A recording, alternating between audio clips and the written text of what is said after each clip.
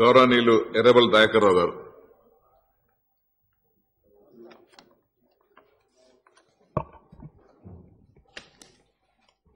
ఈరోజు మీరు స్పీకర్ స్థానంలో కూర్చోవటం, ముఖ్యమంత్రి గారు మిమ్మల్ని నిర్ణయించిందంటే అందరూ కూడా చాలా హ్యాపీగా ఫీల్ అయినాం. మీరు స్పీకర్గా ఎన్నుకోవటం మీకు హృదయపూర్వక కృతజ్ఞతలు, ధన్యవాదాలు తెలియజేస్తూ, ఒక రైతు బిడ్డగా ఇలా రైతులందరూ కూడా హర్షించే విధంగా ముఖ్యమంత్రి గారు నిర్ణయం తీసుకోవడం జరిగింది. చాలా మంది రైతులమే, కానీ రైతులుగా ఉండక మేము పాయింట్లు బుషొట్లు వేసుకొని షోకులో పడతా ఉంటాం.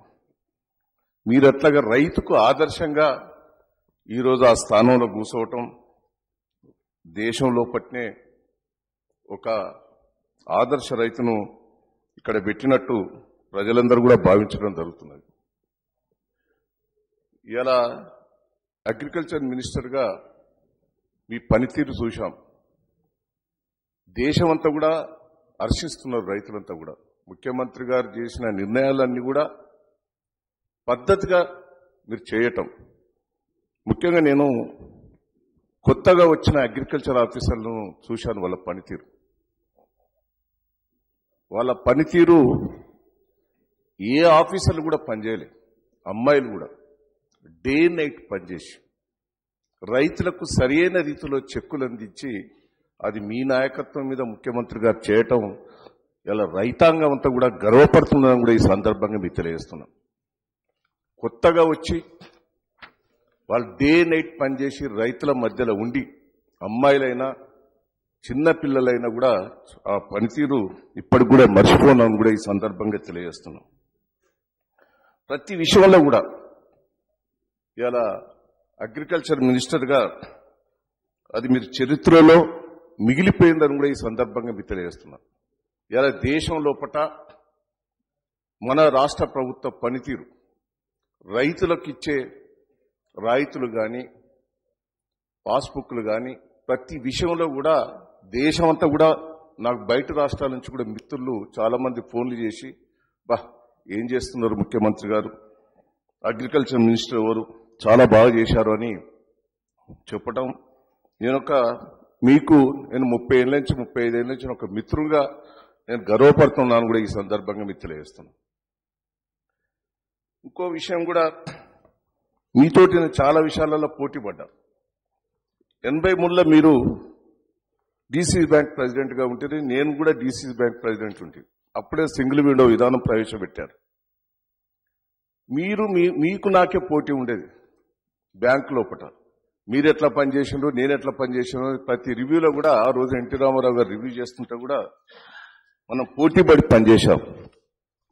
తర్వాత మనం టూర్ పోయినప్పుడు కూడా, వేరే రైతుల గురించి టూర్ పోయినప్పుడు కూడా ప్రతి విషయంలో కూడా మీరు అడిగి తెలుసుకుంటా అంటే మిమ్మల్ని చూసి కొంత మేము ఫాలో అయ్యేది.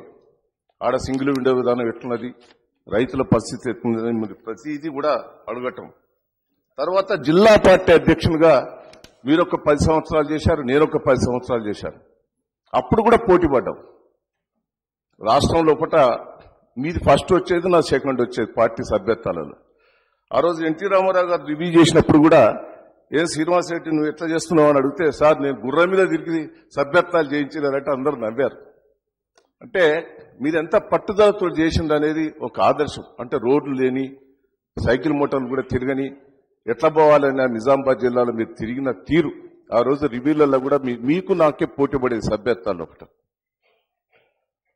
అంటే మీకు నాకు చాలా ఏళ్ల నుంచి కూడా సన్నిహిత సంబంధం. తర్వాత మహారాష్ట్ర లోపల అక్రమ ప్రాజెక్టులు కడుతుంటే ఫస్ట్ మీరు పశువుల కాపర్లతోటి ఆడ పునాది తీస్తుంటే మీరు తెలుసుకొని నాకు ఫోన్ చేశారు. దయాకర్ ఇట్లా మహారాష్ట్రలో అక్రమ ప్రాజెక్టులు కడుతున్నారు, ఎట్లా ఏంది, అది కట్టేది ఉంటే మన తెలంగాణ అంతా కూడా నాశనం అవుతుందని మీరు నాకు ఫోన్ చేసి చెప్పారు. అప్పుడు మీ దగ్గరికి వచ్చి కలిసి, మీతోటి పాటు మనం అందరం కలిసి మనం అప్పుడు సైకిల్ మోటార్లతోటి మనం పోయాం. ఫస్ట్ టైం పోయి అక్రమ ప్రాజెక్టులు చూడటం జరిగింది.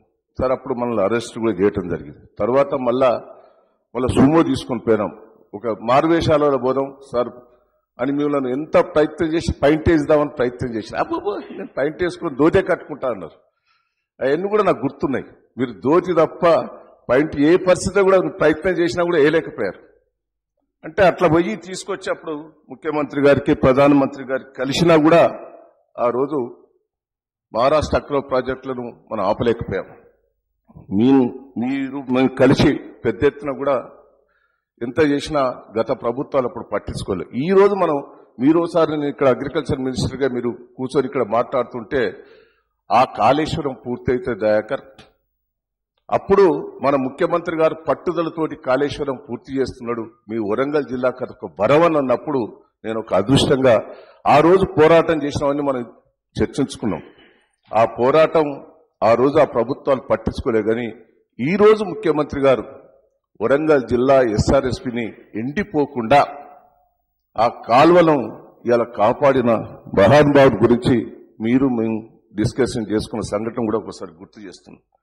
ఎందుకంటే నేను ముఖ్యంగా మీ పట్టుదల పనితీరు ముఖ్యమంత్రి గారు ఒక లక్ష్మీ పుత్రుడిగా బిరుదు పెట్టడం కూడా చాలా సంతోషంగా ఉన్నదని కూడా ఈ సందర్భంగా మీకు తెలియజేస్తున్నా. ఒక రైతు బిడ్డగా మీరు ఆడ ఉండటం రైతు లోకానికి తెలంగాణ రైతాంగానికి కాదు భారతదేశంలో రైతాంగాన్ని కూడా హర్షించడానికి పెట్టడం కూడా చాలా సక్సెస్ఫుల్ అని కూడా ఈ సందర్భంగా మీకు తెలియజేస్తూ నేను ఒక్కటే శ్రీనివాసరెడ్డి గారి గురించి చాలా మంది నాయకులకు వేరే పార్టీ నాయకులకు కూడా తెలియకపోవచ్చు. ఒక పట్టుదల మనిషి, వారి నాయకత్వం లోపల అందరూ కూడా సహకరించి ఈ అసెంబ్లీని భారతదేశం లోపలనే నెంబర్ 1గా గతంలో ఎట్లయితే మంచి పేరు వచ్చిందో కొంతమంది చేయబట్టి కొంతమంది మీ దాంట్లో కొంతమంది చేయబట్టి చెడ్డ పేరు వచ్చింది. కానీ ఆ చెడ్డ పేరు రాకుండా మళ్ళా ఇంకా సక్సెస్ఫుల్ గా నడిపించేందుకు మీ అందరూ కూడా సహకారం ఉండాలని కూడా ఈ సందర్భంగా తెలియజేస్తూ ఈ అవకాశం ఇచ్చి ఈ కార్యక్రమంలో మరి ముఖ్యమంత్రి గారు నియమించినందుకు ప్రత్యేకంగా కృతజ్ఞతలు ధన్యవాదాలు తెలియజేస్తున్నాం.